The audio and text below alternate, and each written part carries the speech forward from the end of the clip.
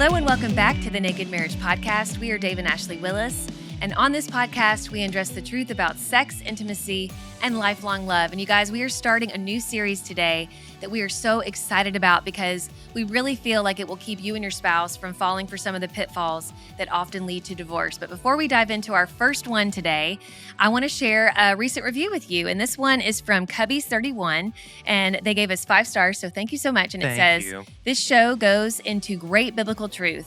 It has helped me understand what I have to do to help my sex life with my wife." And we are so grateful for that. You know, we hope that every episode we have actually helps you in some very practical way, and helping your sex life is always a bonus. Mm-hmm. And every other part too. And we're going to talk about something today that I think could be super helpful, very practical, things that we're working through in our own marriage of like, how do we stay on top of this? How do we make sure we're not developing secrets or anything, especially in our online behavior that could be harmful to us or to our marriage. And in the world we live in, guys, this is a big, big issue. And so I'm excited to have this conversation. Let's dive in. Well, I think that this subject matter is extremely important, and that is our online behavior. I mean, how we handle what we do online affects our marriage every single day. It absolutely does. And this is a whole world that previous generations didn't even have to consider. This is an element and a layer of marriage and parenthood and life and all those things that didn't even exist when we were growing up, really, Right. that all that you can do online and the secrecy that can happen there. Mm-hmm. Secrecy, as we talked about a lot, in any part of marriage especially, is toxic because secrecy is an enemy of intimacy. And the strongest marriages are naked marriages, not just physical, but naked in terms of having no secrets, nothing to hide from each other, total transparency. And what we have found in helping couples and corresponding with couples all over the world is when secrets start, very often they start with online behavior.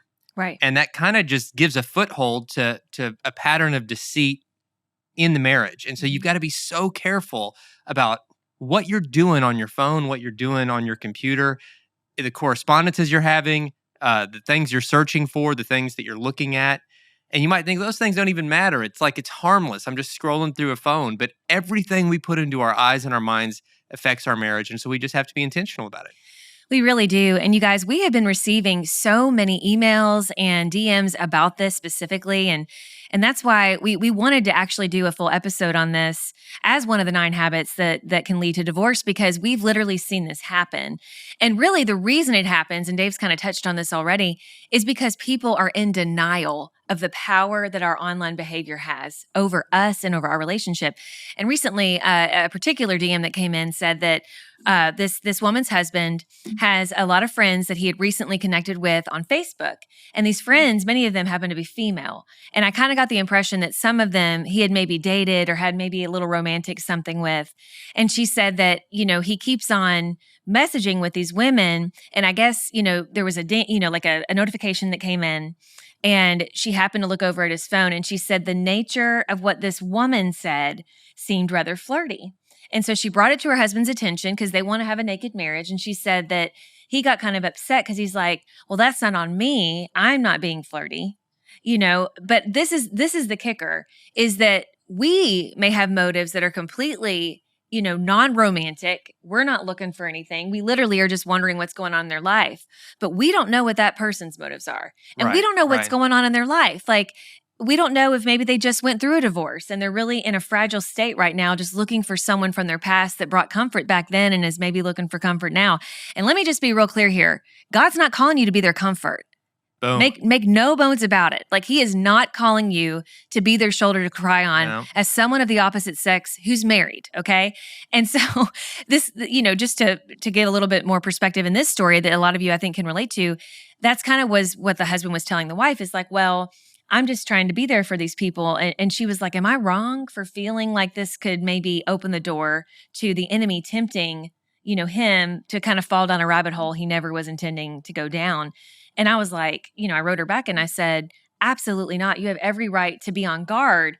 And just remind your husband, if this, and maybe, listeners and those watching can relate, remind your spouse, if this is kind of the scenario they're in, remind them that you're not, addressing this with them because you don't trust them. You're addressing this because you love them and because you don't want something as simple as a DM to take your marriage in the wrong direction, or a Facebook message to take your marriage in the wrong direction, because none of us are kind of, any of us, let me rephrase it. Any of us could have this happen to us. Like, any of us could fall into an inappropriate relationship if there's not guardrails and boundaries in place. And so it's not about a lack of trust. It's about wanting to keep on trusting each other. Yes, exactly. And holding each other accountable to see blind spots, because sometimes this is just a blind spot where, you're being friendly with somebody and you don't see anything at all in it beyond just that being friendly. I'm just trying to be a friend. This person reached out to me. I wasn't looking for this, but this is an opportunity to,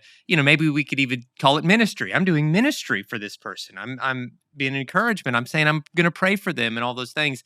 But in those one-on-one correspondences, it can just so easily get to a place where lines are blurred. Right. And I think a good policy to have, and something that Ashley and I have tried to implement, is whenever we're DMing someone of the opposite sex or texting someone of the opposite sex, then, with very few exceptions, I think pretty much every time, like we say, let's make sure that we're either doing it in a group text or at the very least copying each other on that, to keep each other in the loop and one another in the conversation. And if you'll just do that one simple thing, it's going to remove a whole lot of area where the secrecy could take root, and where, lines could be blurred, or where maybe impure motives, not only just on our own part, but on that other person's part, can be stopped before they get put into action. And so you might think, well, that's silly. I shouldn't have to copy my spouse on texts or copy my spouse on direct messages or emails or whatever else. But we have found it helps keep us in the loop of what's going on in each other's lives. It helps bring one another into if our goal is really to help this person who's writing us, it brings in another perspective and another voice to help that person. Right. And even most importantly, it protects your marriage, because there's no room for that secrecy to begin. Absolutely. And some of you, listening and watching might be saying, well, what if that other person's not okay with that? And I would say, well, then you're already out of bounds. Because, since when did another person have license to control what's going on in your marriage relationship and the decisions you make there? Because they don't. Yeah. And so if they have a problem with it, then their they may honestly be innocent in their motives, because they're like, well, I just don't want my information to be going to this other person that I don't know, because I don't know this person's spouse. But if that's the case, I would say you have to explain to that old friend, I just want to have a really, honest marriage, and my spouse may not even comment on this, but I just want them to know what's going on, so there's no misunderstanding. And that may be weird, but we're not like everybody else. We don't want to be like the world, because if we followed everything the world follows, then we wouldn't have a good marriage. And so we're trying to do things differently. And if that friend from the past doesn't respect that, then so be it. It is what it is. And I think that your marriage is more important than that friend, that relationship with that friend from the past. It doesn't mean you can't still pray for them. It doesn't mean you can't, care about them. Obviously, I'm not saying just push people aside, but we have to be so careful with this online back and forth, because it very easily can fall into an emotional affair. And so we just need to be beyond reproach and do things differently. I want to shift the conversation to kind of the darker side of kind of where a lot of these online secrets and toxic behaviors happen. And that is kind of this crazy, I would call it like the Wild West of the internet, because I think they're coming up with new things every day.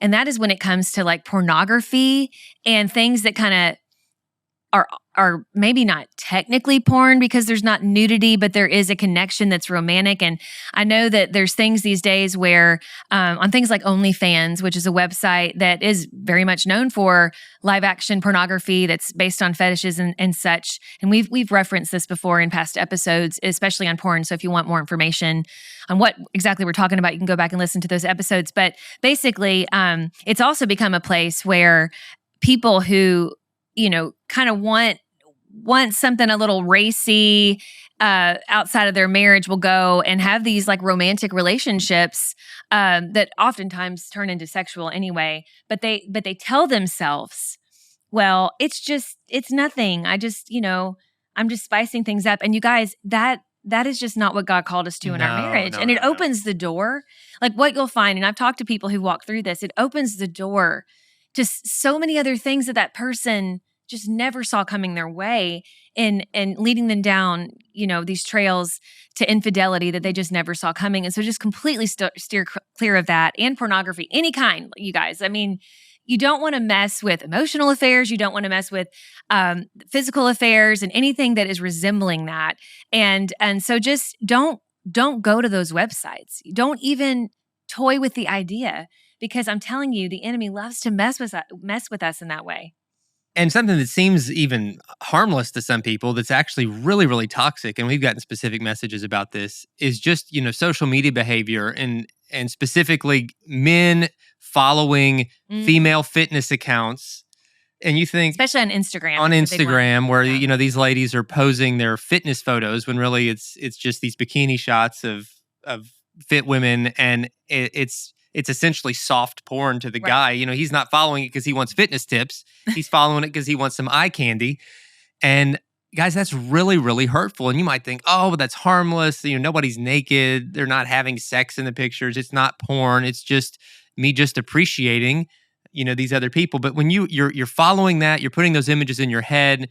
A lot of times these men are commenting and trying to engage these women in conversation in a flirtatious way. And it's so harmful to the wives. Yeah. And when wives see that this is going on, they've written us and said, this is so hurtful. My husband doesn't understand how hurtful this is. But guys, listen, man to man, let me tell you, it is hurtful. It is out of bounds. It is wrong. And you're sending the message to your wife that I'm comparing you to these airbrushed images through filters I'm seeing on Instagram, and you're not measuring up. And so I'm following these other women because they're my standard for beauty and not you. And everything you're doing in this is hurting your wife. It's hurting your marriage. It's hurting your intimacy. And so you got to be so careful and intentional to make sure your wife knows she's your standard for beauty, that you have eyes only for her. And it doesn't mean you never notice another person is attractive. It's not what we're saying. But when you're out intentionally looking for images to put into your mind just to fantasize about, that is so wrong, whether it's through pornography or through a person that you know, or an image on social media.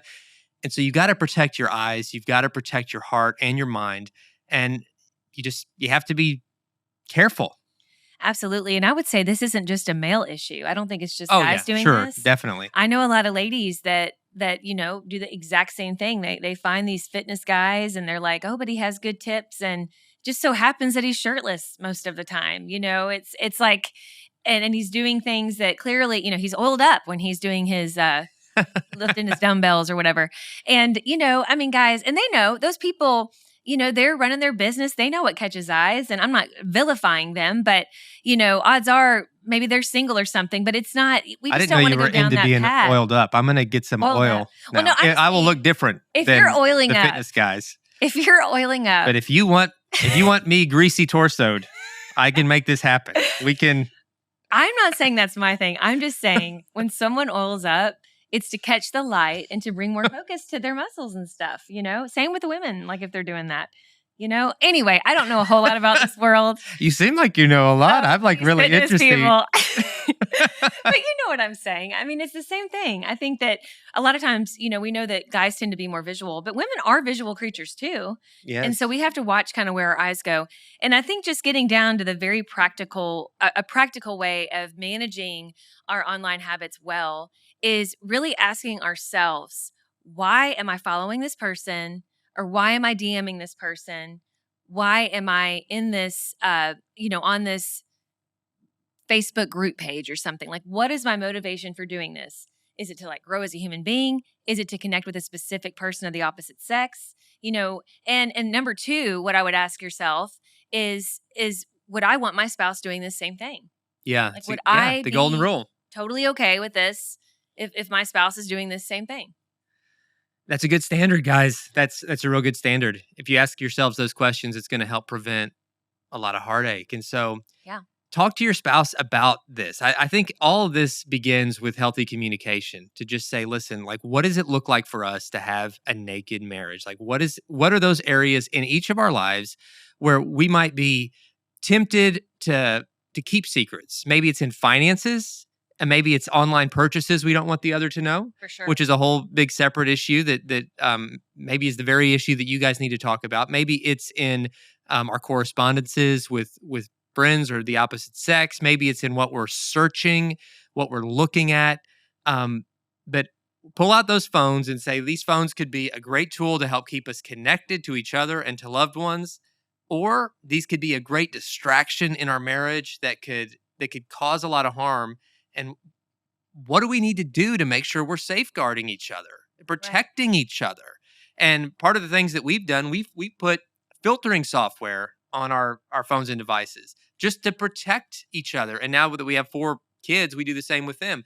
It helps block pornography, but it also has some accountability. If there are certain keywords that are being searched, that's going to pop up, and it keeps us all in a level of accountability. I'm thankful for that accountability as someone who years ago had a problem with pornography, years before smartphones even existed. And now it's everywhere. It's so it's easy to access, that I want to make sure that I'm protecting my own mind and heart from falling back down into that same dark pit. And so I'm thankful for the accountability and for the software. But I think even if you've never had a past issue with pornography, all of us can benefit from just that kind of transparency and that kind of accountability. And you might think, well, I'm not a child. I'm not going to put something on my phone. But I would ask you, just why not? Like, why do you feel like you need to hide things from your spouse? Why do you feel like, I mean, if you are not giving your spouse full access to every part of your mind, heart, phone, and everything else, then really you're not truly married, because marriage means sharing everything. It's valuing transparency and trust way ahead of personal privacy. And you have to have that mindset. Our world says don't think that way. You gotta keep secrets. You gotta protect your own interests. That's not marriage, guys. That's not marriage. And so you gotta get it out in the open. And once you do, you're going to realize that that's where intimacy really lives. Mm-hmm. And if you don't have that kind of transparency now, you're missing out. We tell you all this stuff because we don't want you to miss out on anything God has for your marriage. And secrecy of any kind is going to cause you to miss out. It will. And I think, we've talked about kind of these bigger issue type things, but I think something when it comes to online behavior that can be really toxic, and that is something I don't think we as a culture that's online all the time, that we often we forget to pay attention to this. But I think one thing that almost all of us can relate to is getting caught in the comparison trap when it comes to our online behavior, where we spend so much time online just looking at everybody's highlight reels and then thinking about how we don't match up. And I think that can really cause a lot of discontent in a marriage. We've seen this happen. And whether you're comparing somebody else's spouse who you don't really know and how they look, to your spouse, or what they do for their spouse and what your spouse isn't doing for you, how the house looks like, well, how do they afford that? I guess, their spouse is doing more or whatever. And I think that we've really got to watch getting caught up in that. And just even with that, to take it even further, and I'm talking to myself here, we really need to watch how much we are online, period. Like our phones, and we do a lot of work on our phones. We were just talking about this the other day. So we're on our phones a lot. And we even tell our children, we're like, listen, we're not just scrolling through Instagram. Like, we're actually working. Like, this is part of our job. But there's a lot of times where I have to remind myself to put the phone down, to not be trying to check something while talking to Dave or talking to the kids. And because just that alone, just being online, it can really take away from giving your spouse your best attention. And so I think that there's a lot of new kind of apps and different technologies that are coming out to help people achieve more balance in their life. And I saw something recently, and I know a little while back we interviewed the Lyons, Gabe and Rebecca Lyons. So if you want to go follow them on Instagram, I think they are kind of helping people know about this new kind of device. And I don't even know if you know about this, sweetie, but I saw it and I was like, that's so brilliant. But it's a new device to help families. It's like a box that charges your phone, but it also locks, and it puts these different basically time slots on when you all put your phone in there, and then it gives you little rewards to excite you on, I didn't look at my phone for 5 hours yesterday. Yep. And then it also kind of, it shows in a chart how much you're spending online, because I think that how much time you're spending online, I think so many of us don't even realize. Like, I don't even think we realize. No, it's so easy to lose track, and these phones are just constantly connected to us. But if we're constantly connected to our phone, it means we're constantly disconnected from the people in our lives in a face-to-face way. And I'm talking to myself here because, like Ashley said, we do a lot of work with phones and on computers. And it's easy for us to justify that time, not only for just diversion and entertainment, but for real work. And we've got to be so intentional about boundaries with that. And I know that's kind of a separate issue than the secrets thing, but it's an important thing to bring up. So have those conversations as well. Like, are the habits that we're doing with technology healthy, or are they getting unhealthy? That's right. Guys, hey, thank you so much for listening to this episode. We appreciate you. A few quick things before we sign off. If you're not connected to us on Instagram, go over to find us at Dave and Ashley Willis. You can send us questions there, and we so appreciate that. We're not doing questions at the end of our episodes right now because we have a completely new, separate midweek episode called Hump Day Q&A. So every Wednesday, you can tune in just for the question portion, and keep sending those questions in, both on Instagram and also at nakedmarriagepodcast.com. We would love to answer one of your questions on air. Thank you guys so much for tuning in. We hope to see you at one of our upcoming live events. You can get the full schedule at xomarriage.com. Thank you for this. We love you guys. That's right. We'll see you next time. Bye.